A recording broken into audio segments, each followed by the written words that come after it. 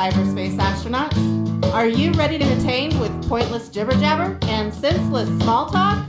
If so, then you have come to the right place. It's the Todd Cook Show, starring Todd Cook, and featuring music by local and national artists. Now, broadcasting from his garage, here is Todd Cook.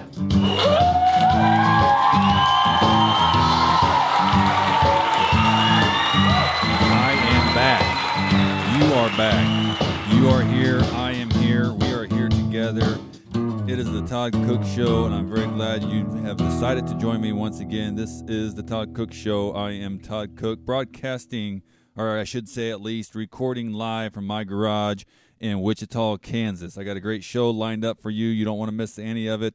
I'm going to tell you a little bit about my birthday party that I just had yesterday, as a matter of fact.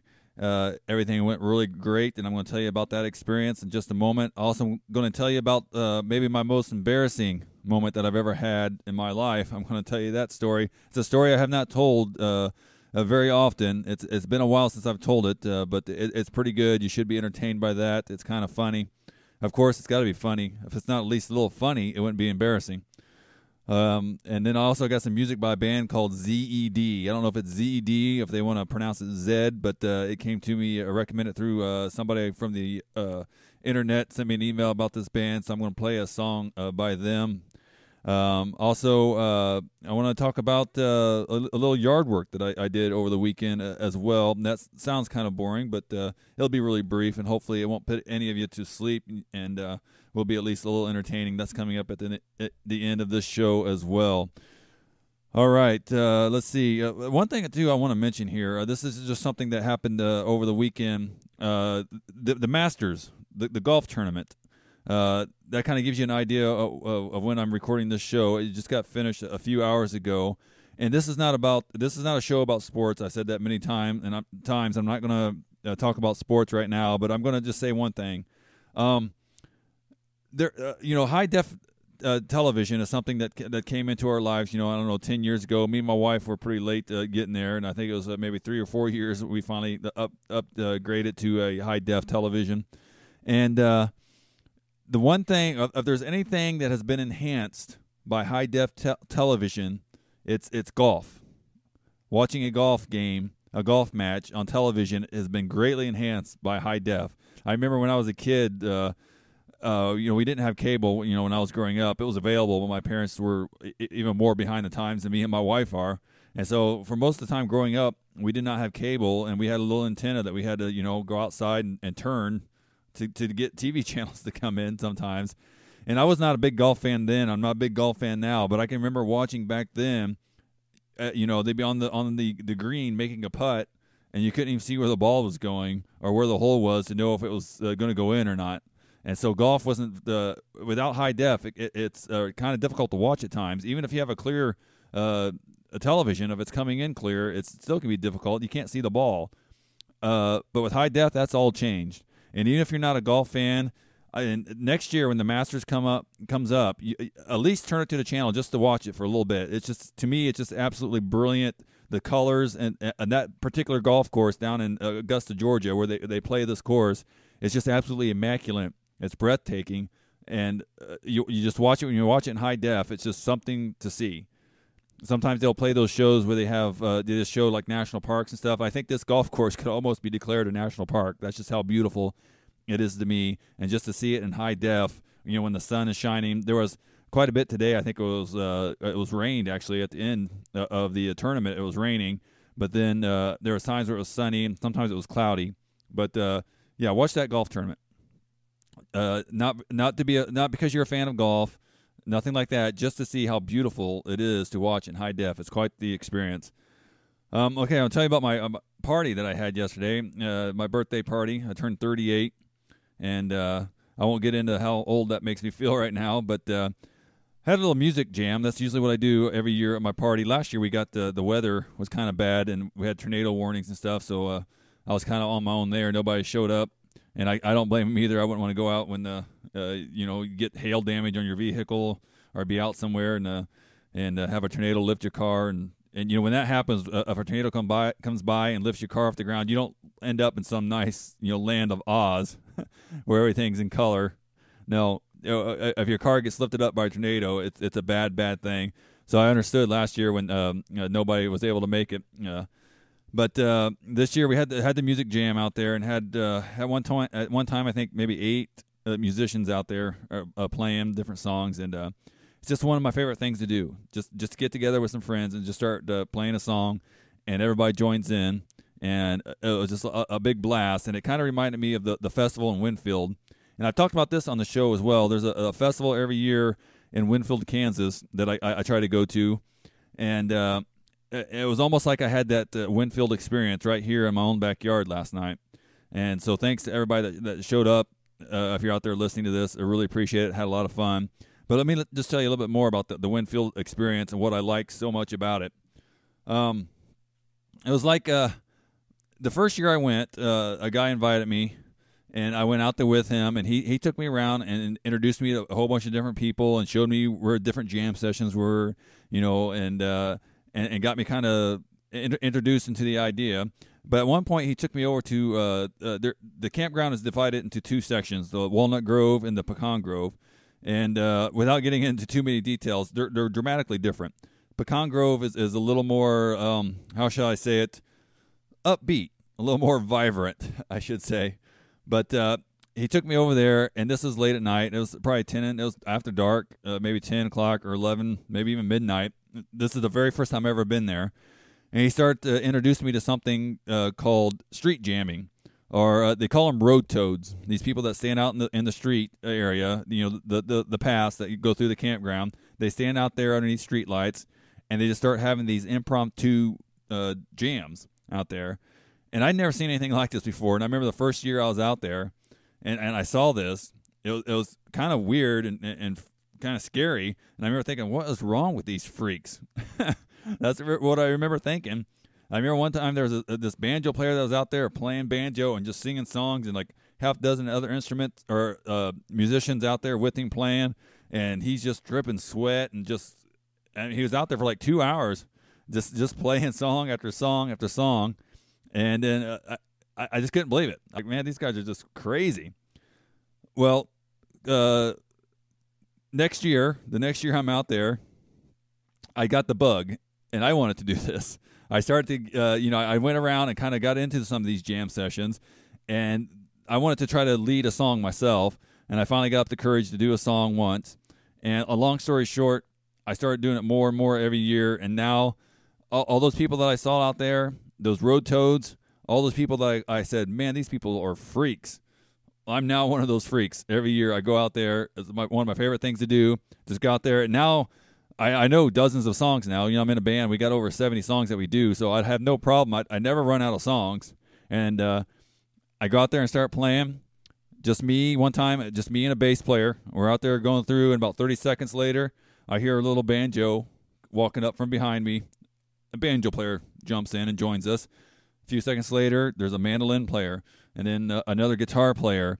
I remember at one point, the guy had this little, it was like a keyboard, but he blew into it, to make the sound. So I don't know what you call that thing, but a keyboard flute thing. And he's joining in, and it's just a blast. Just, one musician at a time joining in. And then the next thing you know, you got a dozen or more musicians all around playing and singing the same song, and a crowd of people there who really enjoy it. And it's like your own rock concert all in one. And it just happens spontaneously. And it's just a magnificent thing. And that's kind of the experience I had at my party last night. Just love it. Absolutely love it. Okay, I'm going to get to my most embarrassing moment right after this short break. You're listening to The Todd Cook Show. Don't go away.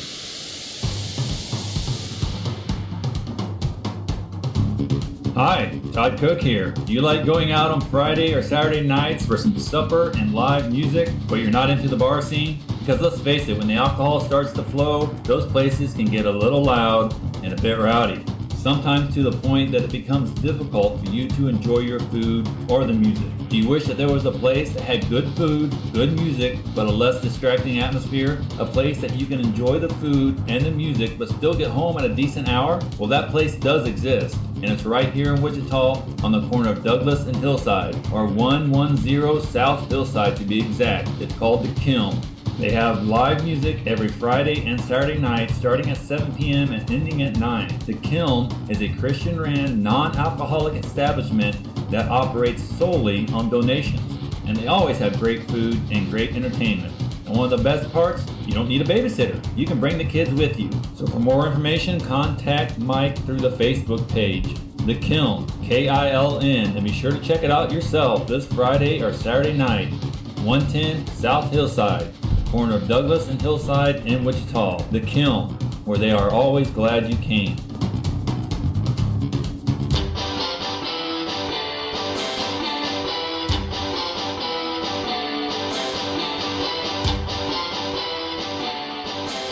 Okay, I am back.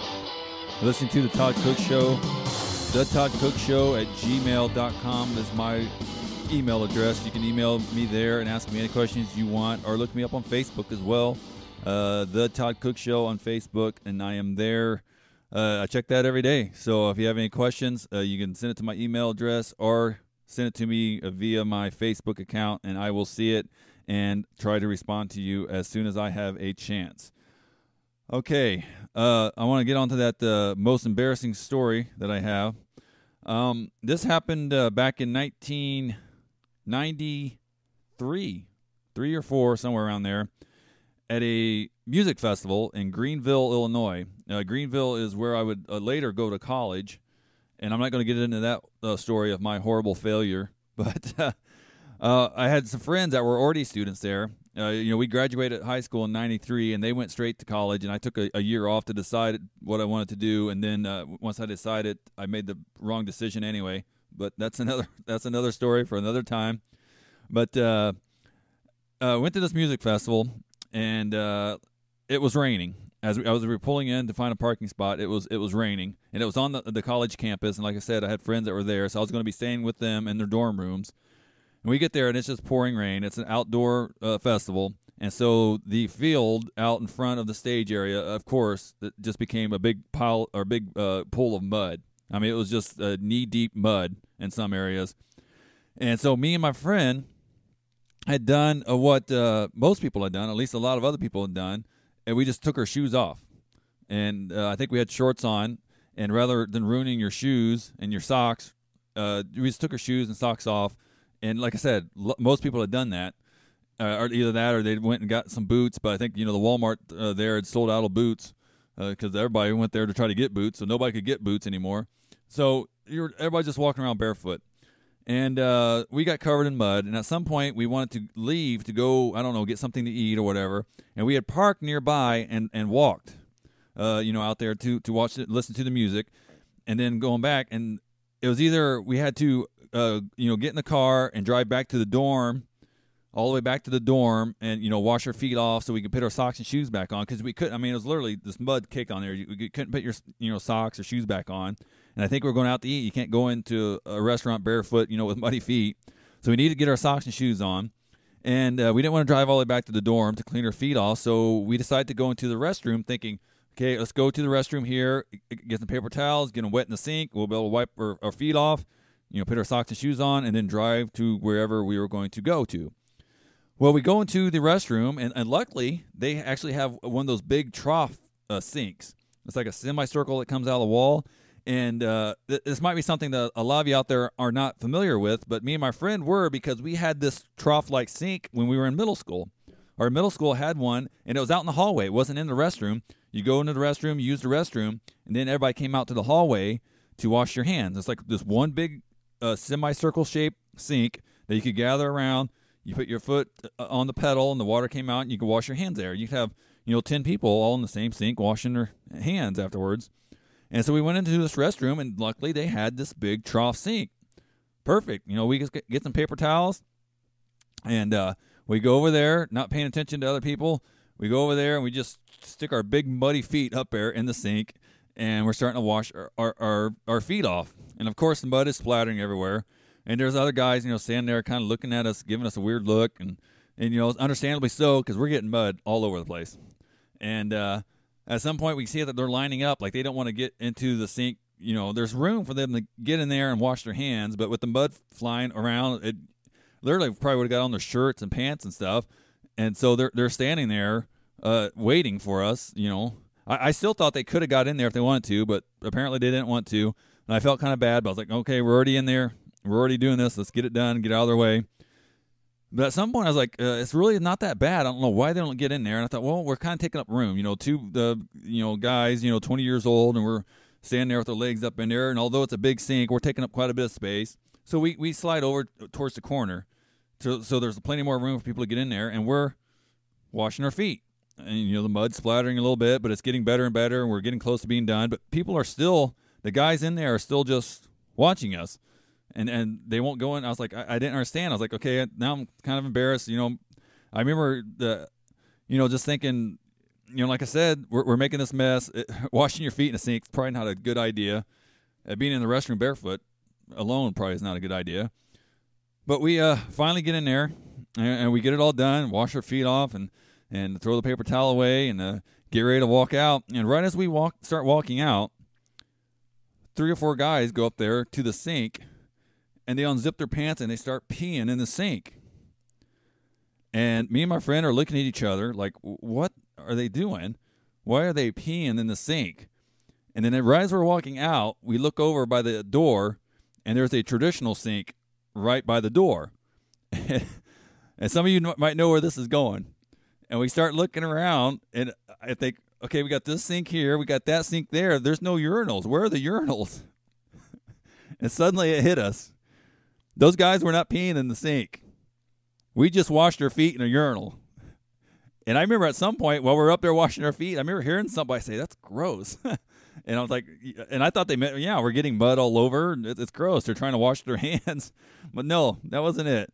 They weren't peeing in the sink. We'd washed our feet in a urinal. And the reason that the people were waiting for us to get done wasn't so that it wasn't because they didn't want us to splatter mud on them. It's because they didn't want to pee on our feet. Which is mighty nice of them, by the way. Really appreciate that. But it's just one of those things. And I remember afterwards, as we're walking away, people are looking at us weird and stuff, which they should be. But, yeah, we washed our feet in that big urinal. But, it's not altogether our fault because, like I said, we thought that was the sink. And we didn't just assume it was a sink. We'd experienced in our middle school had a sink exactly like that. So when we saw that, we did not think for once that it was a urinal. We thought, that's a sink. So we started washing our feet. And so that's a story. One of my most embarrassing stories. I walked out of there about as red-faced as I could be. My friend didn't get as embarrassed as easy. He was laughing. It took me a little while before I was able to laugh about it. But that's the story of me and my buddy washing our feet in a urinal. All right. I'm going to get to that song right now. This band is called ZED. I don't know if it's pronounced Zed or Zed maybe, but it might just be ZED, the band. And this song is off of the new album. They're out of San Francisco, actually. I used to do just local artists on this show, but I'm doing some more national artists as well. These guys are out of San Francisco. ZED is the name of the band, and they got a new album that they're going to be releasing shortly. And I got a little a sneak peek, if you will, at this album. The song is called Desperation Blues, and that's the title track for the album. The album also is called Desperation Blues. So here is Desperation Blues by ZED on the Todd Cook Show.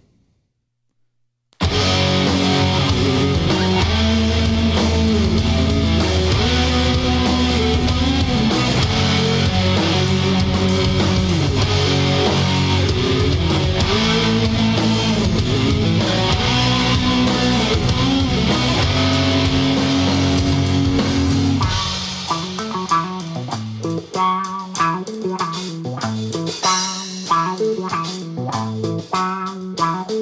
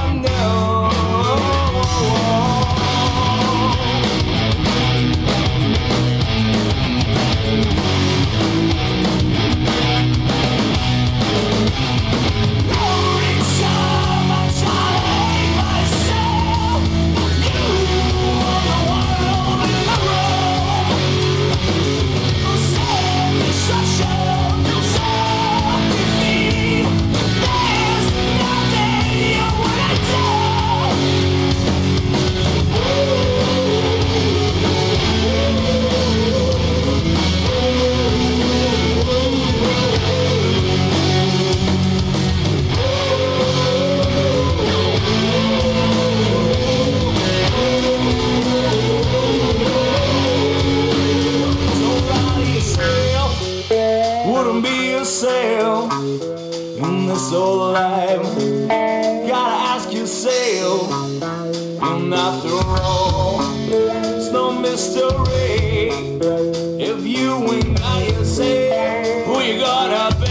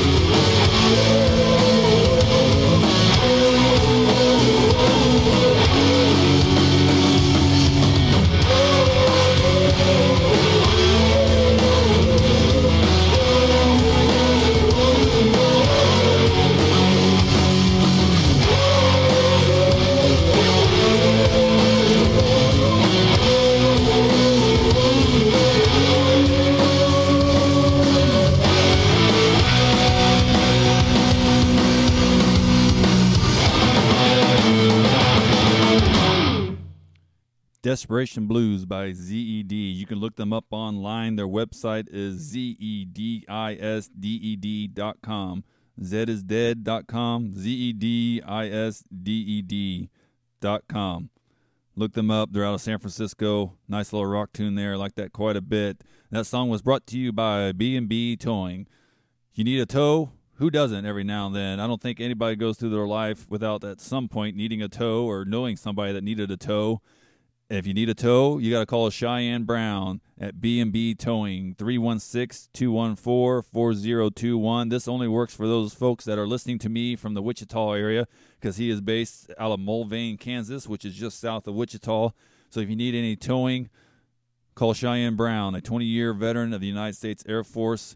B&B Towing, 316-214-4021. If you need a tow, if you need a jump start, if you need a winch out, if you've been locked out of your vehicle and need help getting back in, if you ran out of gas and you need somebody to deliver some fuel to you, or if you got an old clunker and you got to get rid of it, call Cheyenne. He might even give you a little money for that clunker. B&B Towing, 316-214-4021. All right, now it's time for another little short commercial break. When I come back, I'm going to finish this show up real quick with a little story about yard work. You're listening to the Todd Cook Show. I will be right back in just a few short minutes. Hi, everybody. Do you live in the Wichita area? Are you looking for a great place for lunch or dinner? Do you love live acoustic music but don't know where to go? Try the Artichoke Sandwich Bar. It is located on the corner of Broadway and Murdoch in Wichita, and it is a fantastic place to eat and listen to live music. It is located on the corner of Broadway and Murdoch in Wichita, and what goes better with a sandwich than a cold beer? So look up the Artichoke Bar on Facebook today to find out when they are opened and what musical artist is performing next. They just celebrated their 30th year in business, so you know they're doing something right.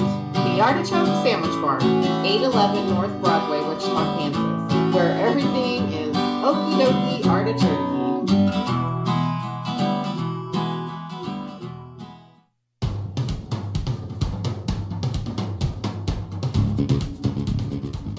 All right, I am back. I only got less than 5 minutes left on this show, so this last segment is going to be pretty short. I'm going to tell you about some yard work. Me and my wife bought this house back, I think it's been about, I can't even remember, years ago, and the yard was just absolutely overran with weeds and different kinds of plants other than grass out there.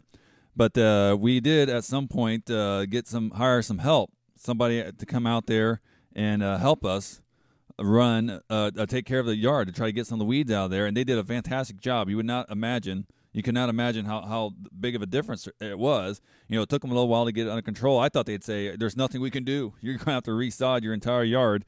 But they did find a way to take care of that, and it looked great, better than all my neighbors. And it was really strange because there's a part, we live on a corner lot, but on the one side of the house, we are right up against our neighbors, and there's a little section to the side of our driveway where the first 4 feet is your property, and then it goes to their yard. And you could definitely see the difference between my yard that had been taken care of professionally and all the weeds had been gone to his yard. Right there on that little border there where the guy stopped spraying would spray my yard and not his. His was covered with weeds, and mine was great. And it used to make me feel really good about myself, but it really wasn't as much about how it looked. I mean, I do like how it looks. It was less mowing time.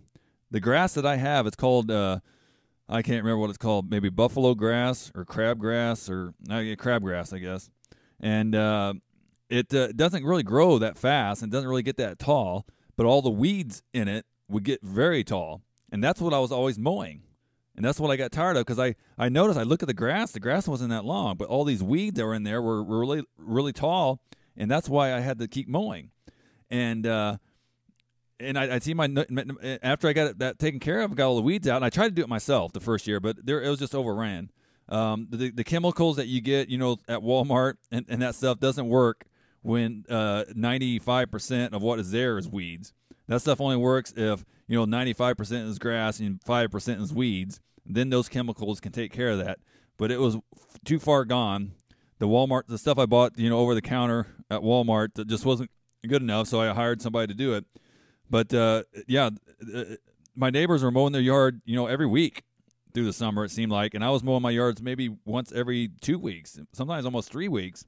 So I thought, the price I was paying to have people come spray was saving, saving that money later, by not having to use gas as much on the lawnmower. So it's a pretty big deal for me to have, a nice yard. But this year I didn't want to pay anymore. Now that it's down to where there's very few weeds out there, I figure I can do it myself, and that's what I'm going to try to do. But I spent the morning Saturday out there crawling around on my hands and knees, pulling out anything that looked like it didn't belong.